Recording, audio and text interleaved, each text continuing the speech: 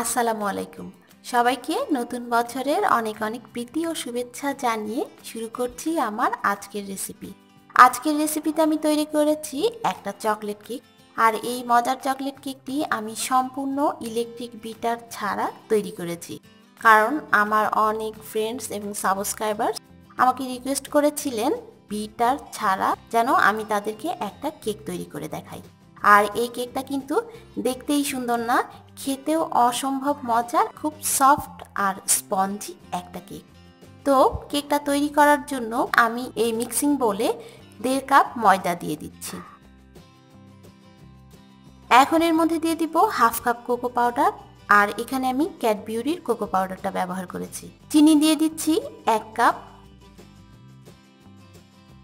Coffee দিয়ে দিচ্ছি 1 চা চামচ, 1 চা চামচ বেকিং পাউডার, 1/2 চা চামচ বেকিং সোডা, 1/2 চা চামচ লবণ। এই সব শুকনো উপকরণগুলো খুব ভালো করে মিশিয়ে নিতে হবে।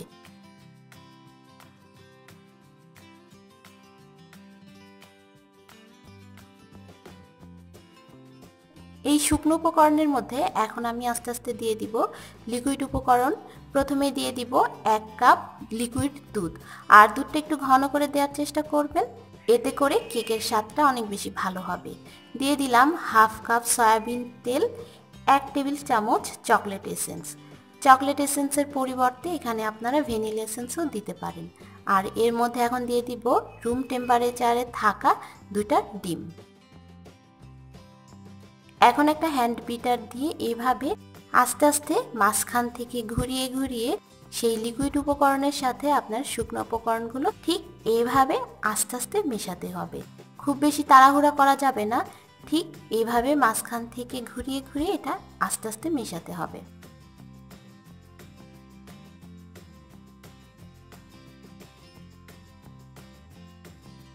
সব কিছু ভালো মতো মেশানোর পর এটার কনসিস্টেন্সিটা ঠিক এরকম হয়েছে। আর আজকে একটা আমি হার্ট শেপ মোল্ডে কেকটা বসাবো, এজন্য এই মোল্ডে আমি একটা পেপার কেটে নিয়ে এর সঙ্গে সামান্য একটু তেল লাগিয়ে দিয়েছি। আর এর মধ্যে এখন সেই কেকের ব্যাটারটা ঢেলে দিচ্ছি। কেকের ব্যাটারটা সম্পূর্ণ ঢালার পরে এটাকে একটু এভাবে ঝাঁকিয়ে নিতে হবে, এতে করে এয়ার বাবল থাকলে এগুলো বের হয়ে যাবে। চুলাতেই হাঁড়িটা আমি 10 মিনিট আগেই প্রিহিটের জন্য বসিয়ে দিয়েছিলাম। এখন এর মধ্যে একটা স্ট্যান্ড দিয়ে আমি কেকের মোল্ডটা বসিয়ে চুলার আঁচটা একেবারেই কম করে দিয়েছি, আর ঢাকনার যে ছিদ্রটা এটা টিস্যু দিয়ে বন্ধ করে দিয়েছি। এই কেকটা হতে আমার মোট 1 ঘন্টা সময় লেগেছে। আর এখন আমি একটু চেক করে নিচ্ছি। এখন এই কেকটা আমি তুলে সম্পূর্ণ ঠান্ডা করে নিব। কেকটা ঠান্ডা হওয়ার পর আমি এটাকে মোল্ড থেকে তুলে নিচ্ছি। একটা চাকু দিয়ে ঠিক এভাবে সাইডটা কেটে এটাকে এখন আমি তুলে নিব।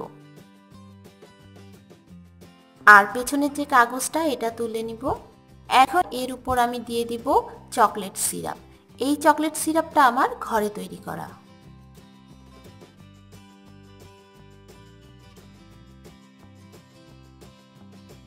চকলেট সিরাপটা আমি এখন সম্পূর্ণ কেকে লাগিয়ে নিব। ওপরে লাগানোর পর এখন সাইড দিয়ে আস্তে আস্তে চকলেট সিরাপটা লাগিয়ে দিব।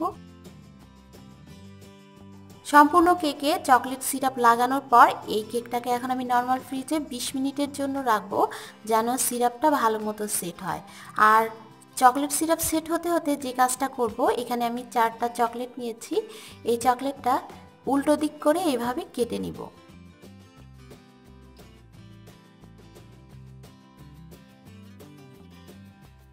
চকলেটটা ঠিক এরকম করে কেটে নিতে হবে।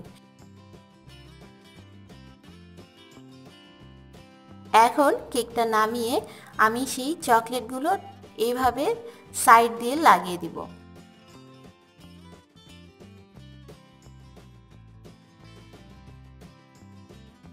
সাইড দিয়ে চকলেট লাগানোর পর এখন আমি চেরি বসিয়ে দিব।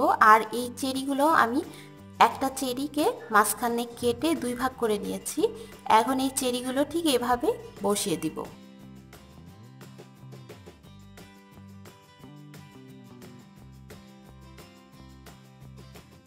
এভাবে আপনারা ইলেকট্রিক বিটার ছাড়া খুব সহজেই কিন্তু একটা কেক তৈরি করে নিতে পারেন।